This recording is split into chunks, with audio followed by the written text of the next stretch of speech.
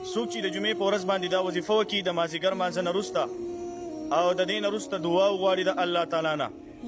نو د بلې جمعې د راتلو نه مخکې به الله تعالی دغه دعا قبلوي. د څه مقصد پوره کېدو لپاره چې دا وظیفه کړې وي په هغه مقصد پوره کېدو کې به الله تعالی کامیابي ورکوي، یا د یو مشکل حل کولو لپاره دا وظیفه تا وکړله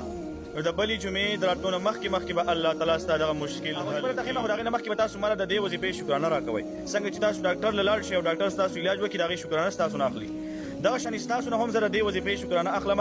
نو دې وظیفې شکرانه دا ده چې دا ویډیو د ثواب په نیت باندې مخکې شیر کړئ، دا به ستاسو دپاره صدقه جاریه هم وګرځولی شي او ستاسو نه بل مسلمان ته خیر او پیدا ورسېږي. کله تاسو د جمعې په ورځ باندې د مازدیګري لمونځ وکئ نو په خپل ځای باندې به کښېنئ او اول به 3 پیرې سوره اخلاص ووایئ، یعنې دا سورت قل هو الله احد تر اخره پورې، او بیا به آیت الکرسي 3 کرته ووایئ،